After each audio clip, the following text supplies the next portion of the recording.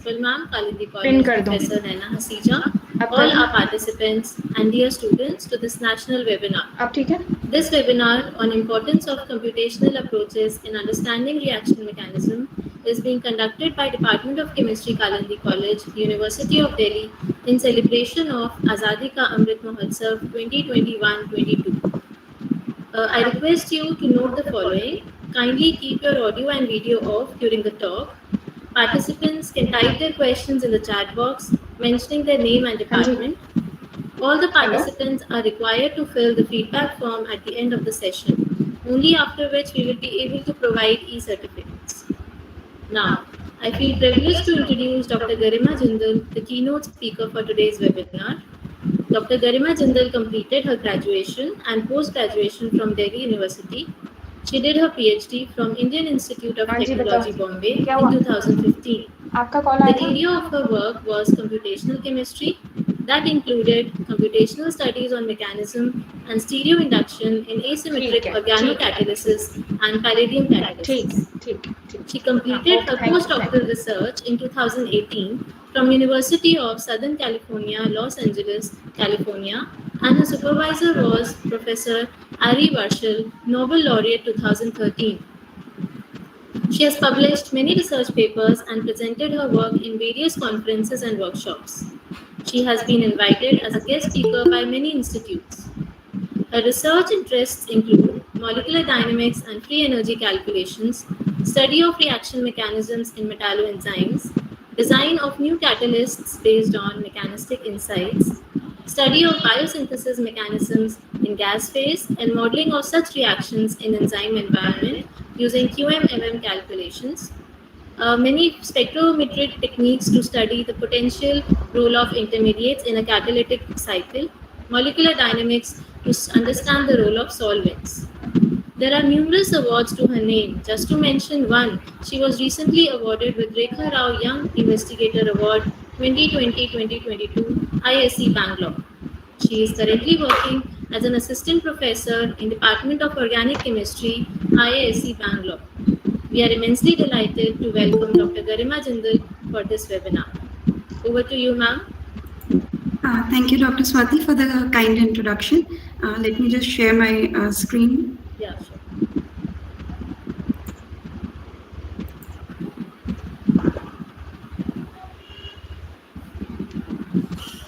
I hope my presentation is visible. Not yet. Yes, now it is. Okay. I hope I'm audible. Yeah, completely. Okay, great. Okay, thank you, Dr. Swati, for the kind introduction and for the kind invitation as well.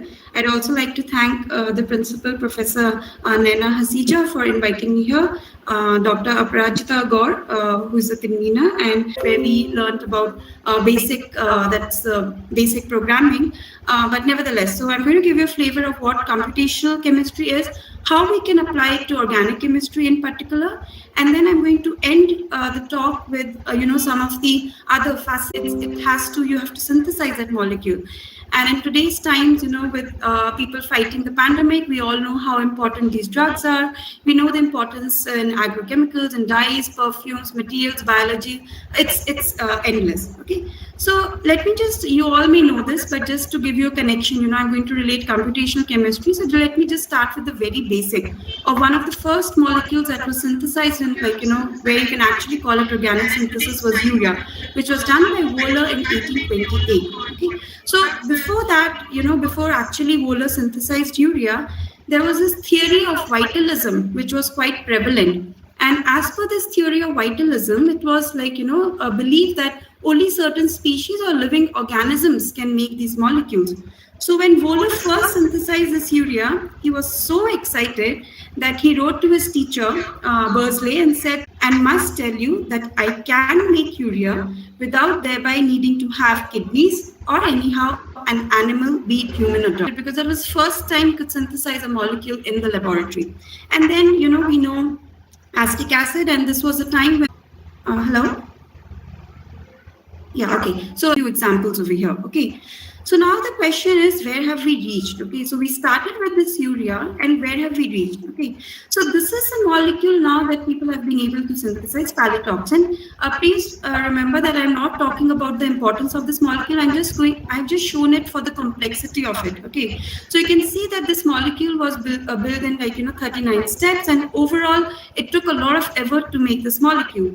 The beauty of it is that, there are 64 stereogenic centers, and there are also double bonds leading to cis-trans isomerization. So it yields so many isomers that you have to rely on organic chemistry, on organic synthesis, to synthesize one isomer out of these so many. Okay, so that's the beauty. So this is what we have been able to accomplish with the advancement in science and in organic chemistry in general. Okay, and this is another related molecule, mycotoxin. Please note that these molecules don't have too much of physical significance because these are toxins. Okay, so application wise not so much, but yes, the beauty of this molecule, the complexity is enormous.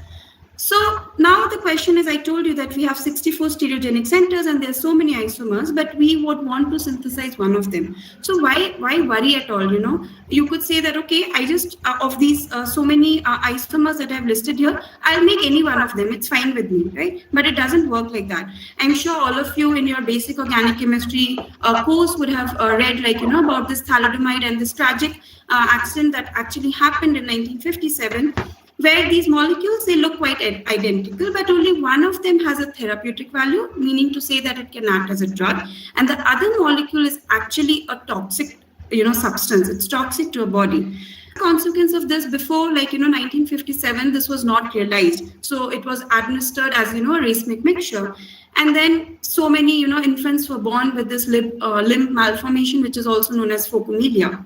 So now, of course, you would have also learned about this D-limonene, L-limonene, when these molecules, they smell differently. Why do they smell differently? Because these are enantiomers, and when, they interact with the receptors in the nose, which are chiral receptors, the response is completely different. So this is, and there are so many other applications where enantiomers or stereoisomers are important. So now the next question is, okay, fine, these are the biological applications, but synthesis, you would say that, okay, we've synthesized such complex organic molecules, so are we done with organic synthesis? Is it the end of the field? But the question is no. Okay, the answer to it is no, definitely not. Because, we need new molecules. For instance, I've given this drug molecule from Roche, and this is like a 36 amino acid genes, there are different amino acids over here, 14 of them. Have to market this, for instance, COVID, right? So if there is a drug, you cannot have a COVID drug so expensive. People won't be able to afford that. So even now we need better synthetic strategies so that we can bring down the costs and we can have more efficient methods for the synthesis of some really important molecules. I've just shown an example of a drug, but it could be applicable to some other agrochemicals, some other natural products as well. Okay. So now the next question comes is, I've been talking about organic synthesis. I've also talked about, why we need to improve our organic synthetic strategies. And one of the key players that helps us do that are catalysts. Okay, so I'm sure, again, this is a very basic thing, and you all would have read about catalysts. Let me just use the laser pointer. Okay. So now we all know that how a catalyst works, right? So what's the role of a catalyst? A catalyst, this is a simple free reaction, free energy profile that I'm showing here. Now, if you don't have a catalyst, you can see that, this barrier is so high, right? So basically your transition state is over here, and your molecule or reaction has to bypass such a high barrier. Okay. However, if I have a catalyst, then this activation free energy comes significantly down so that I can easily catalyze my reaction. So there are reactions which wouldn't even go in the absence of a catalyst. Okay. But when you add the catalyst, that reaction could take place in seconds, it could take minutes, it could take hours, or whatever it is. Okay. So now coming to, we know what a catalyst is. I'm sure you would have heard of this term. So now let's go into, some basic classification of how you can classify a catalyst. So they're typically classified as organic catalyst, metal catalyst, and enzyme catalyst. Okay. So now organic catalyst and metal catalyst, as the name is quite clear, metal catalyst would have some metal, you have palladium, you would have rhodium, some metal is there which is playing a role. And organic catalysts, they don't have any metal and they are known as organic catalysts. Now a third very important domain is enzyme catalysis. Okay, so enzyme catalysis has been known. We all know, our body itself has so many enzymes. We all know about that, right? So they catalyze different reactions. Our body won't be able to function if we don't have these enzymes. Now, these enzymes are nature's most efficient catalysts. Okay, no matter what what organocatalyst, what metal catalyst we make, at the end of the day, it is these enzyme catalysis that is the best. Okay, so we know, okay, these different form of catalysis, you would have come across, different papers, maybe if you're reading some research articles, or even in your coursework, you would have understood that, okay, catalysis is very important. But now what is not really understood well is, so I've shown you this, simple profile. Now, without the catalyst, we can see that the barrier is very high. But when I have a catalyst, this barrier significantly reduces. So why that happens? So that essential question of why is still missing in today's, literature. So there, of course, we can use, experimental approaches to understand these mechanisms. But what is again is, you see, I have shown these are certain intermediates at lie. These are transition states, and these are extremely difficult to characterize even with the best spectroscopic methods. These intermediates could be just fleeting intermediates. Like you start your reaction and you get your product. But what happens? What are these intermediates? We don't know, right? What is this transition state? We don't know. So now computational chemistry, here is where computational chemistry comes in, where we can utilize these computational chemistry tools to understand what is this transition state, what is this intermediate, what are these, we can understand the true nature of these points. Now you may ask me, okay, fine, why do I bother? I'm starting with my reactant, I'm getting my product. Why am I so concerned about what is happening in between? Why do I need to bother what this transition state is doing? What does it look like? Well, you should be worried about it. The reason is, if you just start with a reactant and a product, it's like cooking, okay? You give all the ingredients, you mix it, and you get something very tasty and you enjoy that food, okay? But chemistry, science does not work like that. Science, we need to understand, because let's say, there is a catalyst. So you started with the barrier of 50 kcal, let's say. And in the presence of a catalyst, you could bring it to, let's say, 30 kcal. Okay, but still that's not the best, isn't it? You would want to further improve this reaction. By improving, I mean, you want to improve the yield of your reaction. You want to reduce the time it takes to happen, or instead of doing it 10 steps, you want to do it in one step. So how would you do that? If you only know your reactant and product, you cannot achieve that, isn't it? So you need to have knowledge of your reaction mechanism, how your reaction is happening, what is the role of this catalyst, how is it helping in reducing this activation energy. And that is exactly where computational chemistry comes into play, where we can understand the reaction mechanism of any given reaction. You would have studied several reactions, right? You would have studied the epoxidation of alkenes, the dihydroxylation of alkenes, then, simple carbon addition to carbonyl compounds. I think until your second year, you do study that. So each reaction has its own mechanism. That's the essence of an organic reaction, okay? Or for instance, any reaction that is taking place. So what are we going to do with computational chemistry? So the first thing that we do with computational chemistry is to gain insights on that reaction. We first can, adopt multiple mechanistic pathways. Okay, so we need to understand which is the actual mechanism that this reaction undertakes. Okay, so that's the first thing, that we understand the mechanism. Then you would say, okay, fine, you understood the mechanism. So what's so great about that? Okay, so I know, like I gave you 4 mechanisms, A, B, C, D, and I tell you A is the best. Okay, fine. If I even tell an 8th standard kid, you use the software, you do that, he or she will come up with that, okay, this A mechanism is most favorable. So the next most important thing is to rationalize, to understand why mechanism A of different possibilities, I've given you 4 different possibilities, why only this mechanism is most favorable. There has to be some logic, right? I mean, if you take any reaction, you have charged transition states, you have this, you have that. So there has to be a logic as to why a particular mechanism is most favorable. A molecule or something is not like, they're not stupid that, okay, this is why I'm taking pathway A. Okay, there has to be some logic behind it. So therefore, we need to rationalize what are those factors responsible for that particular mechanism to be most favorable. Now, okay, fine, I've understood the mechanism. I've also rationalized that this is why it is the most favorable. So what's so great about that? What's the big deal about using computational chemistry? Well, the big deal over here is that now, once we've understood the mechanism, once we've rationalized why this mechanism is most favorable, now I have knowledge. Now I know what my transition state looks like, and therefore I can design a better catalyst based on this knowledge. So if I didn't know anything, like, if I didn't know the factors that were controlling the preferential operation of a particular mechanism, I won't be able to design my new catalyst, right? If I don't understand how my catalyst is participating in the reaction, how can I design it, right? I'm completely blind. So computational chemistry catalyst is, sort of forming some hydrogen bonds with my substrate. Okay, so I immediately know that, okay, what I need to do is I need to make this hydrogen bonding stronger.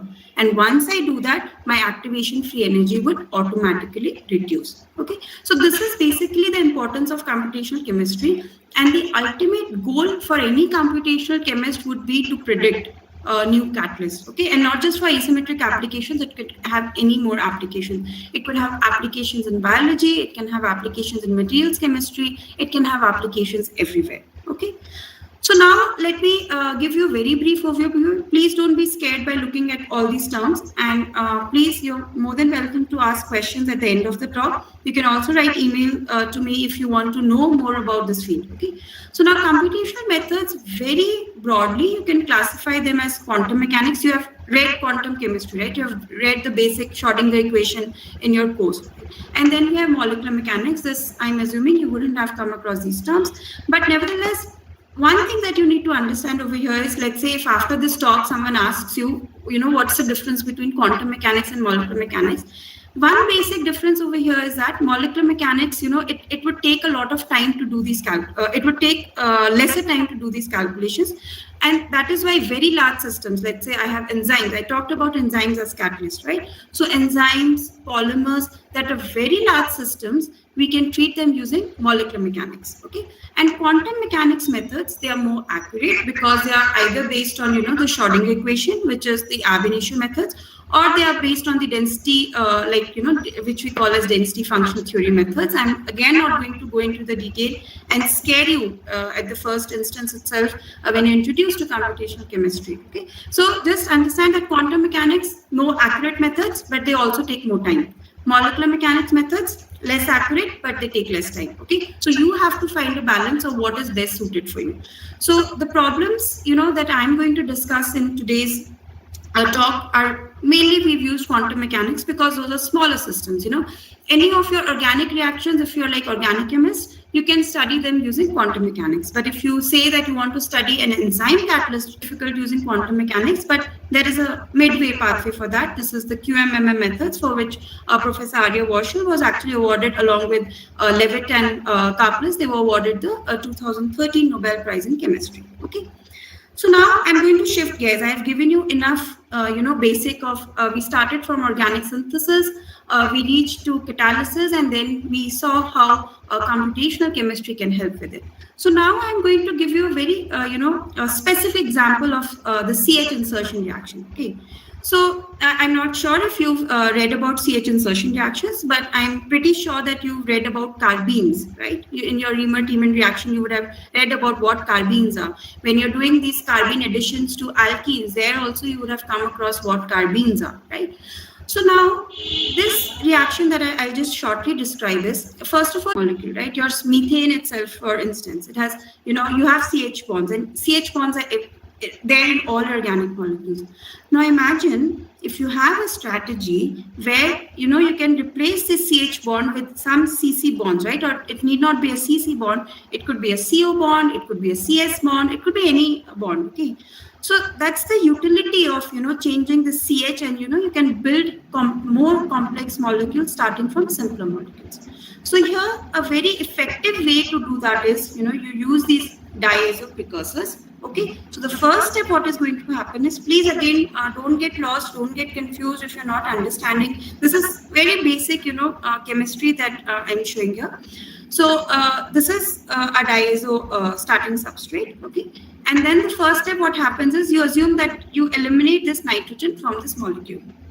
What you're going to generate is a carbene species that goes and coordinates to this metal. Okay, this is simple. So these are known as metal carbenoids. Now what happens is, sorry, just a second.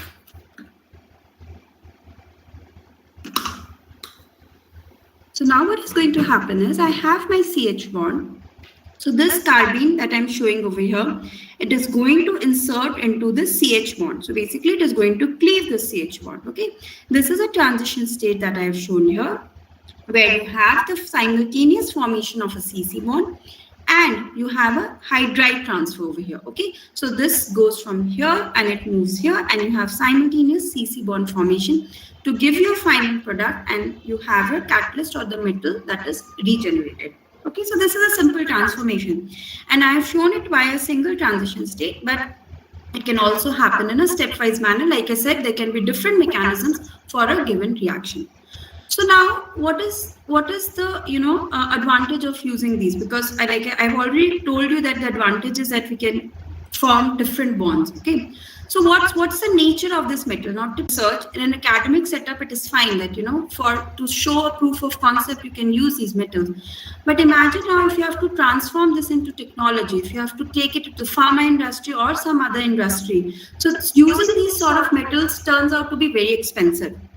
Okay, now you may ask, why should that bother me? Let it be expensive. It should bother you because the ultimate price is going to be paid by you, the consumers, right? So for instance, for the synthesis of a drug, someone is going to use such expensive metals, then that drug cost is going to be high, right? And you are the consumer, so you will have to pay more for that drug, isn't it? So therefore, we need to bring down the cost and we need to avoid using these metals. So major breakthrough in this domain was done by Professor Frances Arnold at Caltech University, who again won the Nobel Prize a few years back for her work in directed evolution. Okay, so there she showed that instead of using these metals, we can actually use enzymes. See, a few slides back, I told you how enzymes are nature's best catalyst, right? So wouldn't it be great if for all your organic, there are ways people have achieve this. Okay, so let me just give you certain again metalloenzymes. I'm going to now go into the enzymes. Okay, so we're talking about enzymes and catalysts, and I was telling you that they work, so we need to modify these enzymes. Okay, so the question is, how do we do the modification? So did it ever come across to you, you would have studied some biochemistry things like always you would see that in these enzymes, iron, copper, zinc, there's some very commonly used, metals that you would come across. So the question that arises is, like iron, for instance, right? You would have studied that iron is there in, let me take hemoglobin, right? Iron is there in hemoglobin. So do you ever think that, why did nature choose iron? Why give such special status to iron? Is it so special? Well, iron, the point is that it's bioavailability. It is so widely available in our Earth's crust and in the environment. So that is one reason. Okay, that is why nature has evolved.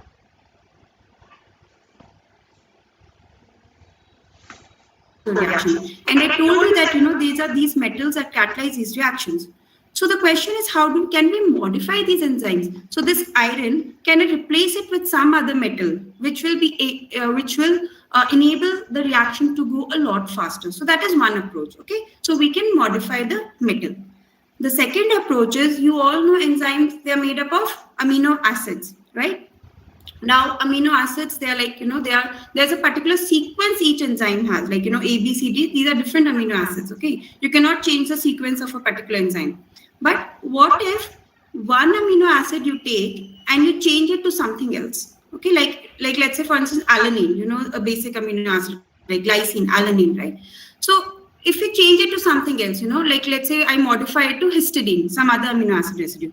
So it has been shown that if you do that, the reaction can, completely alter. Even with a single, so your amino acid, your enzyme would have 300 amino acids, okay? Now, changing just one of them can completely alter the reactivity of that enzyme. Okay, so this is how you can generate these artificial metalloenzymes. So I've shown you two ways. One is that you can change the metal. The second is you can change the amino acids. Okay, so this is what I was saying. So you change this iron to iridium, and you change this ligand from here to this is the imidazole, and you change it to methyl. Okay, so now it was shown that for certain reactions, these are again these carbene insertion reactions that I was telling you about. So if you see this myoglobin, again, this is used for oxygen storage in our body. This reaction, this enzyme was not able to catalyze any of these reactions. But once you make this modification to iridium, it is able to catalyze all of these reactions. Okay, so I'm just going to quickly skip through this part, and I'm just going to show you what we did. Okay, so what we did is, this is a general catalytic cycle that I was talking about, right? So first we have the formation of this metal carbene, and then we have this direct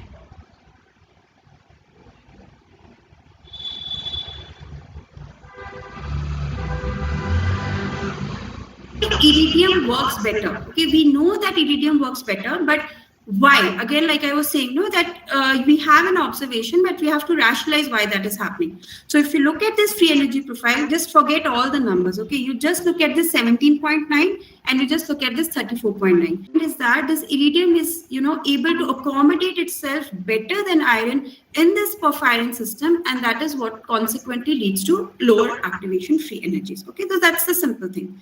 So then I also talked to you about, so we have understood the mechanism. We rationalized why iridium is better over iron. So the third point that I told you about is prediction, correct? So this is what we're trying to do. Initially, it was proposed that this methyl ligand works better. So we tried different ligands, and what we found is that even this cationic complex actually can do a great job in reducing the free energies. Okay, so this is, I'm just going to now skip this. Okay, now this is another reaction that we were interested in looking at. It's the same reaction. Okay, so just the substrate is different.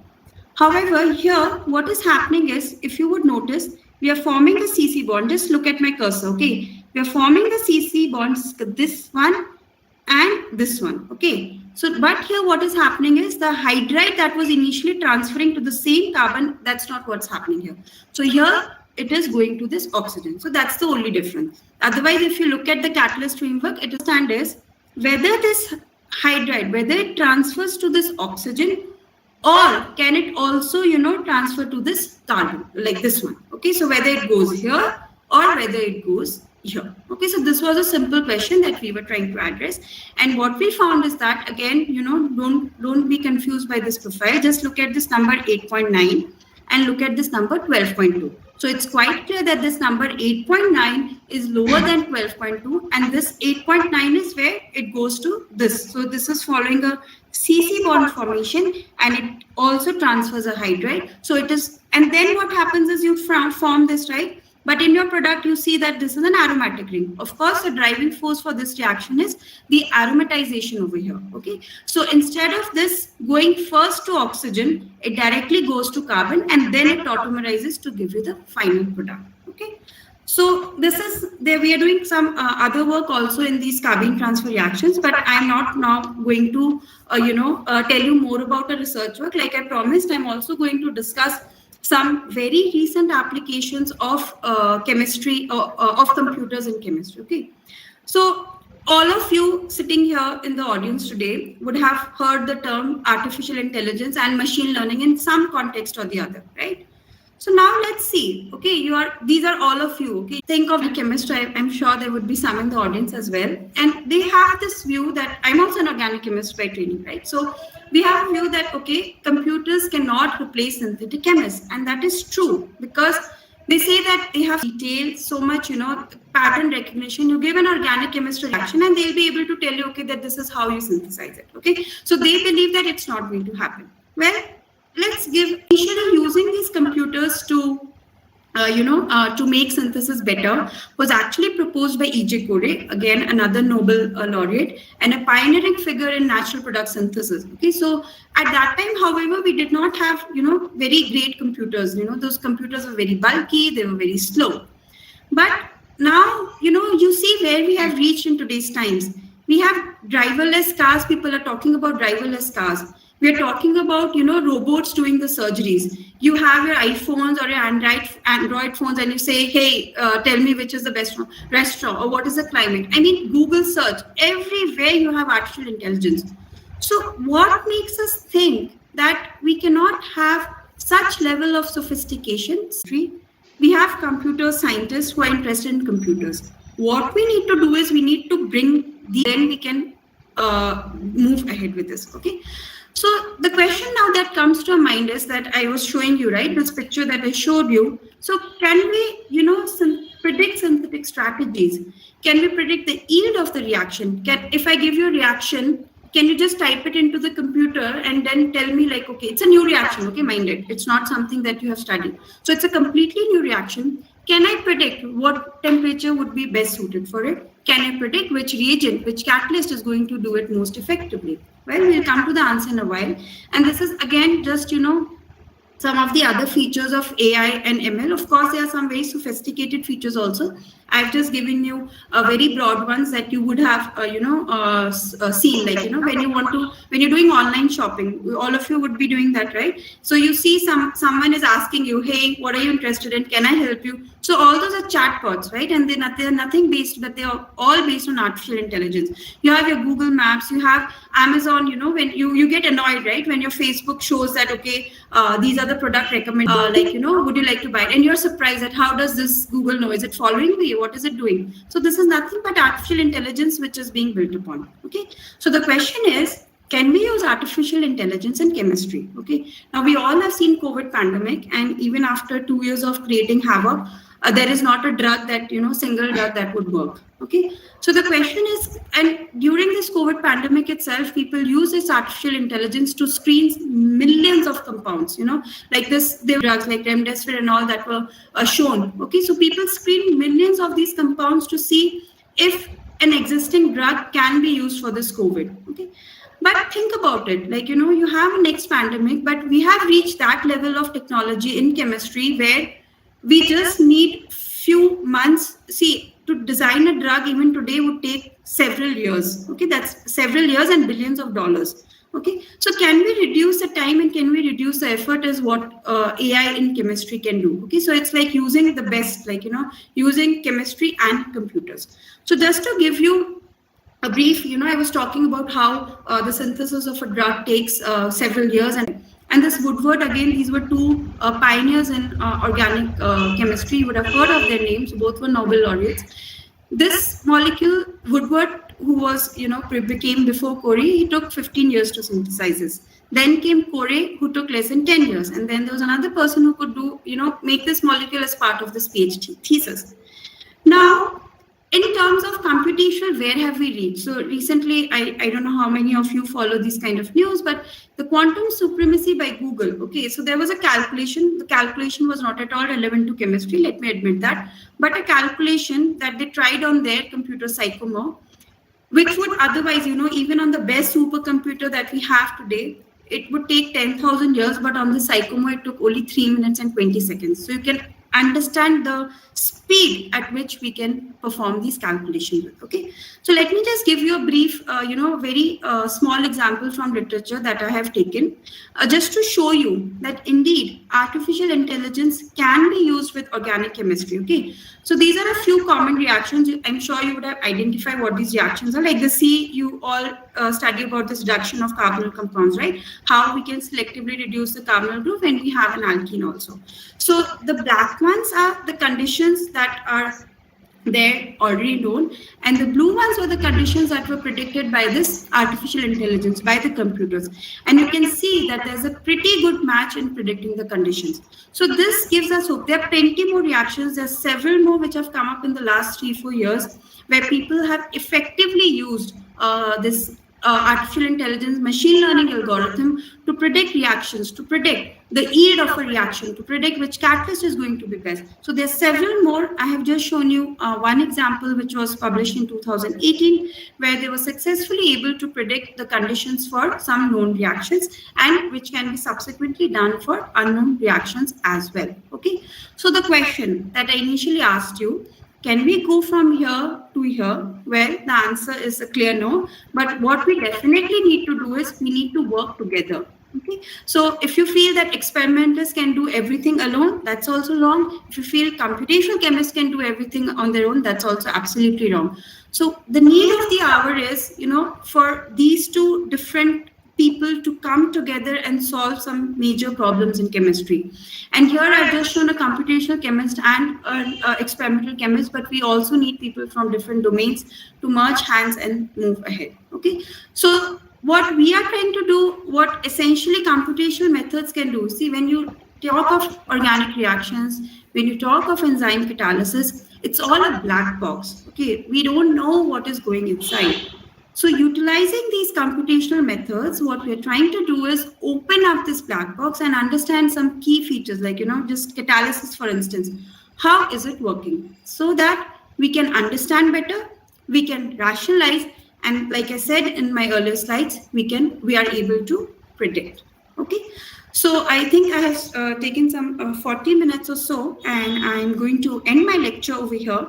But I hope as young students, as undergraduates, many of you who would, do your masters and hopefully then, carry on in doing your PhD or join some industry, I hope I have given you a flavor of what computational methods can achieve and where are we heading towards. Okay. So usually, as chemistry students, we all fear computers a lot, that, oh, I don't understand what is happening. Like, I'm sure you all are very well versed in using Facebook, Gmail, so on and so forth. But when it comes to understanding, how a computer works, we all get very scared. No, I cannot do this. But trust me, I'm also like, organic chemistry. I did my organic chemistry specialization from Delhi University itself. So trust me that you don't need to, really know how a computer works, but you should be motivated towards understanding what is going behind your reaction. All that you need to do is be interested in organic chemistry, in any chemistry, and computers is just an aid. Okay.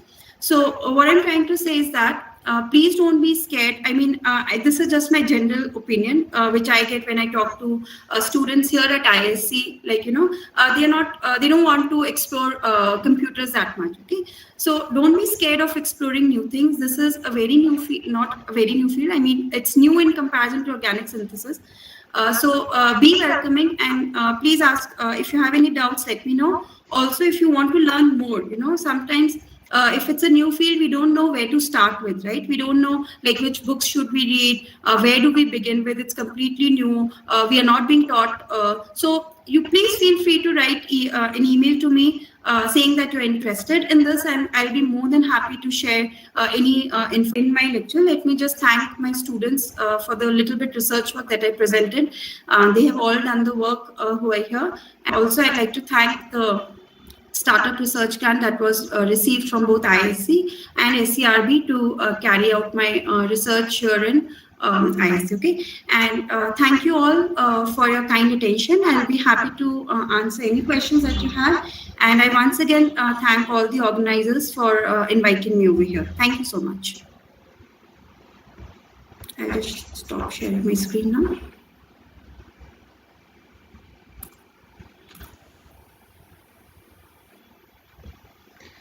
Thank you so much, Dr. Garima, for giving such a wonderful. I hope I finished on time. Yes, definitely. So you have, given such an informative talk, and you have talked to the students. I mean, explained everything from the students' point of view, and we really appreciate that.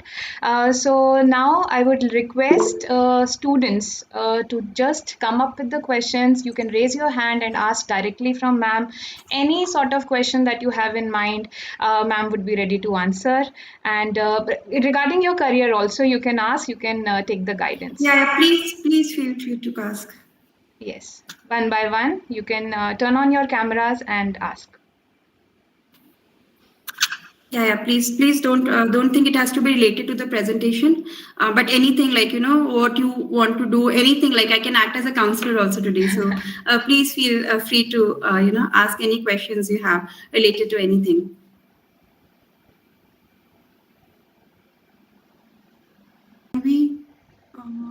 A synthesized drug is costly. Yeah, of course you can get a patent, but a patent is a completely different thing, right? Patent is actually like you synthesize a drug, okay?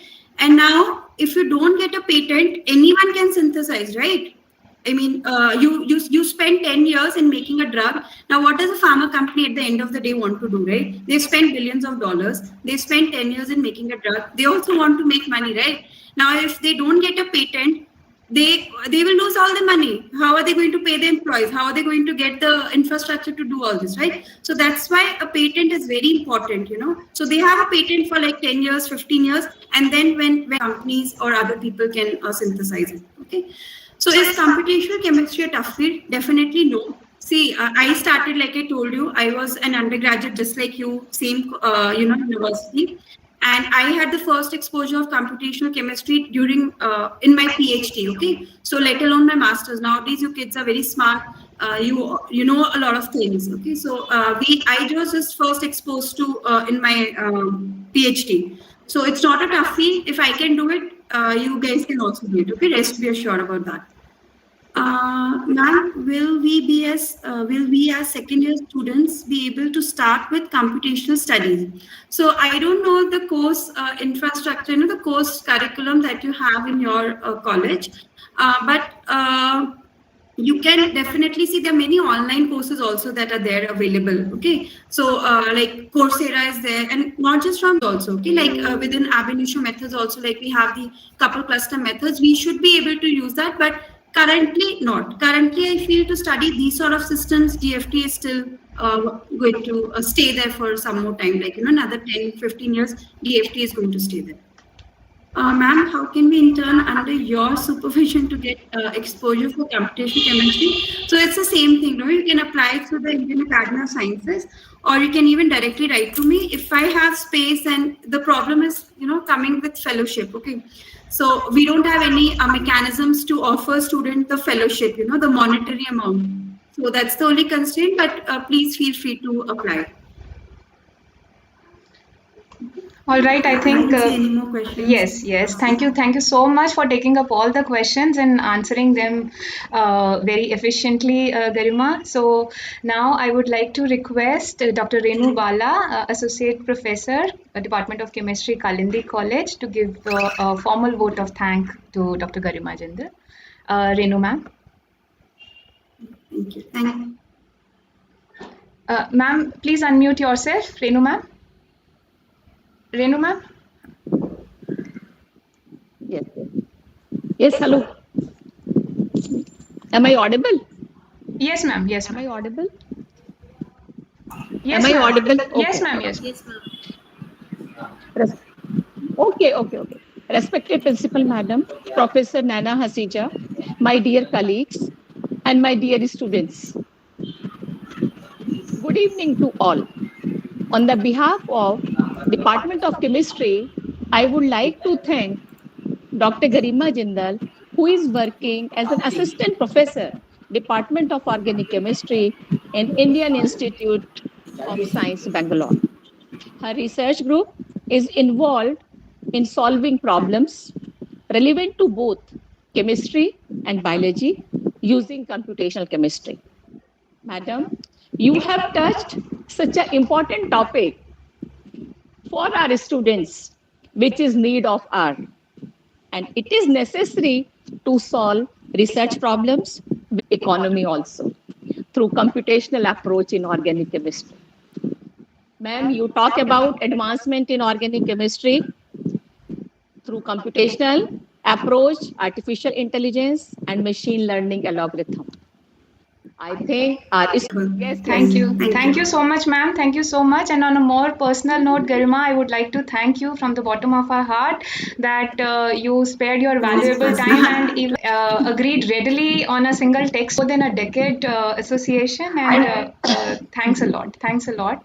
So.